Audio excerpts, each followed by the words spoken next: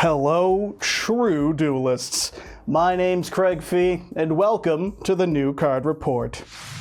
The cards keep coming and they don't stop coming. And taking a pause from all the new cards we'll be getting from Age of Overlords, we've got the last of the cards revealed from Duelist Nexus here in the TCG, including the new Tristina archetype? That's not it. Tistina archetype. There you go. Reading's difficult, we all know. So without further ado, Walmart brand Adamancipator.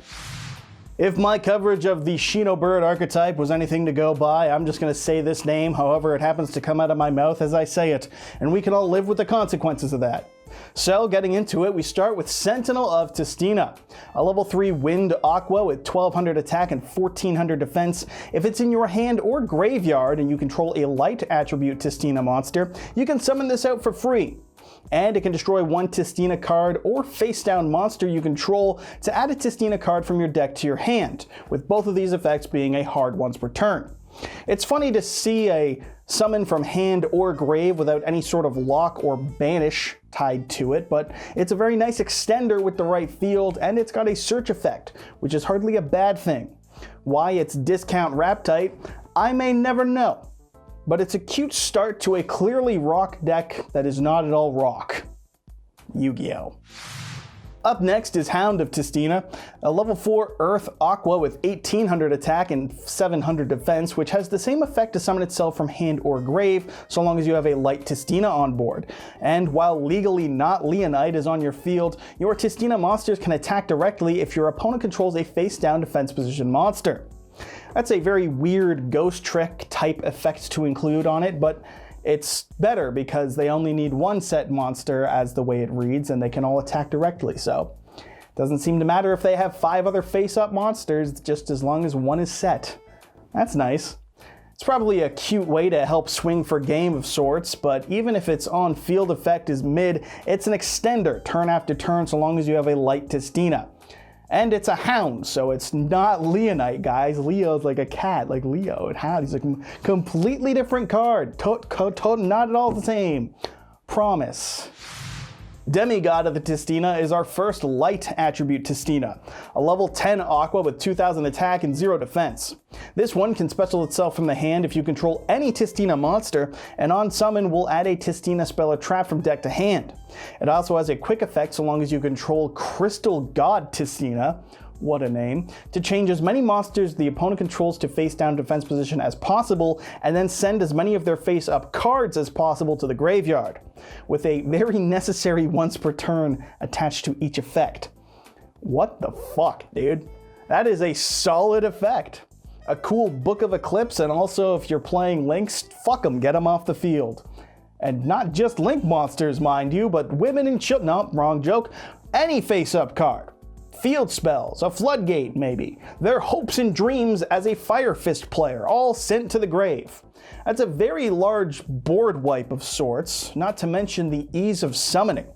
Normal Hound or Sentinel, special this, add a spell or trap, and if you've got God on your side, then you're playing however it is you want to play, I suppose. Looks pretty funky too. Probably a good thing they're not rocks, because with that sort of effect, this card in Adamancipator might be a little stupid. But what about God, I hear you asking?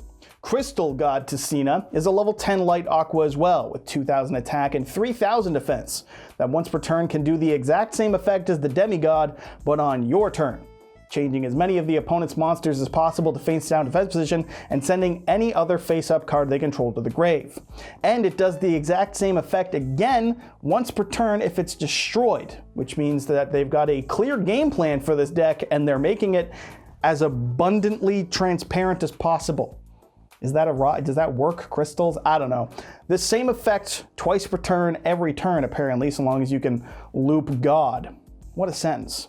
The struggle is, of course, getting it on board, as fittingly enough, the one card in this archetype that needs a self-summon effect is the one that lacks it. Yugioh. Ain't that the way? It does have a target on its head for the likes of Nightmare Unicorn or any other non-destruction sort of removal, but if you can get this out with some amount of ease, it gets you extenders and disruption with the Demigod, so yeah, I guess God's a bit important for this deck. Let's see if the spell and trap have an easier way to access it, because, you know, That's what'll make it playable. Up first is a field spell, a strong start historically speaking. Divine Domain Batistina? I cannot, yep. This card keeps up the religious naming and lets you send one Tistina monster from deck to grave. Then if your opponent controls 3 or more monsters, you can summon Crystal God Tistina from your hand or deck. Alrighty, I guess that's how you get it out. And it also floats if destroyed by the opponent's card effect into any Tistina monster from your hand or deck.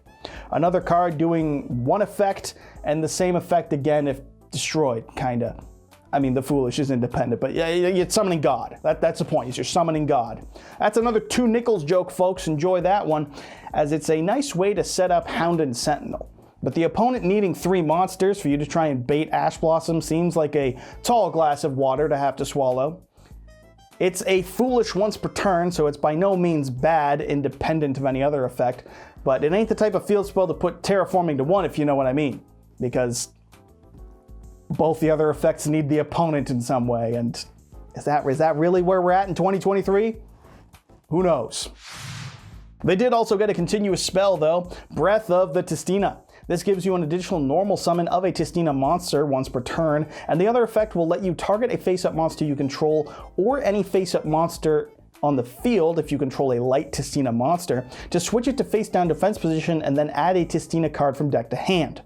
I hope that they don't want you to get out God with this and the bonus normal summon. Like if the game plan is literally to normal summon Hound or Sentinel off the bonus normal summon and then special summon, you know, Demigod and then hard tribute it, like that's a pretty lame way to go about it, you know? The extra swarm potential is nice, and it is searchable off Demigod, and you know, it can be a Book of Moon, if you've got the Demigod or God on your side. So I'll give it the Craig Fee decent for now, and reinforce the fact that normal summoning God is a really funny thing to say, but it's a pretty lame thing to have to do in a duel. And the last card that they got is a trap. Signs of the Tistina. A continuous trap, this is activated by targeting a face-up card on the field, and then summoning itself as a level 10 light aqua with 0 attack and defense. Its effect on field is that during the opponent's turn, if either this card or the targeted monster leave the field, the other one will be destroyed. Does the trap being underwhelming shock you? It really shouldn't. It does serve as a light Tistina monster to get you Hound and Sentinel, I suppose, so it's not completely useless, but the only thing it does is get rid of a monster if it leaves the field on the opponent's turn.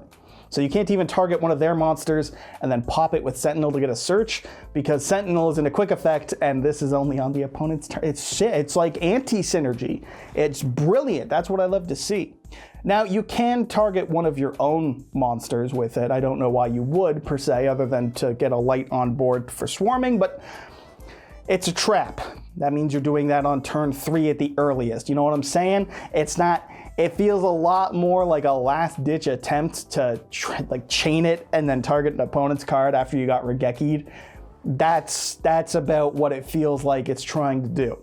Still, all in all, it's a pretty solid first wave for a deck. You know, the same sort of thing that was said when we got Vendread as a TCG exclusive archetype, or B-Trooper as a TCG exclusive archetype, and probably like 4 others that I've forgotten. How many other TCG exclusive decks have had a solid wave 1 that puttered out to a whole lot of nothing in wave 2? There's a potential here, and I like some of the design choices, like the field spell being a solid card going first, but with a stronger effect going second. That's the type of card design I like to see. But it's not enough to blow anyone away at the moment, and the lack of means to access God creates, again, a very funny sentence, but a less than ideal strategy in the game. Kudos for calling the card God, though. I'm a big fan of that maneuver, because, well, why wouldn't I be? But, you know, this is a deck that has potential, as does Red Eyes, and we know how well that's worked out for Red Eyes. So until we get Wave 2, Walmart brand Adamantipator, here is a deck that gets the tried and true Craig Fee, not great, not terrible. You know, change my name to Dyatlov. Get it? That's a Chernobyl joke. And so that'll wrap it up for this week. Thanks as always go to our sponsor, the LIFD Magnetic Display. The best way to support my channel currently, and the true Duelist approved way to showcase all your favorite cards. Like these pieces of concept art I had printed out for this archetype. Get it? They look similar. It's like the 5th time I've made this joke. What is the rule of threes in comedy? I literally do not know. But I do know how you can go ahead and save yourself 15% off one of these bad boys by using promo code YGOSTRATS at the checkout, or having it apply automatically by clicking the link in the description. Great way to save yourself 15% off and a great way to show off your cards. Thanks as always go to LIFD for the support, and thank you for watching. So that'll wrap it up for this new card report. Plenty more to come, and the update will be out on Friday as usual. Until then, I've been your host, Craig Fee. Make sure you subscribe to YGO Strats for this week's update to impress your smoking Italian wife, and so you too can be a true duelist.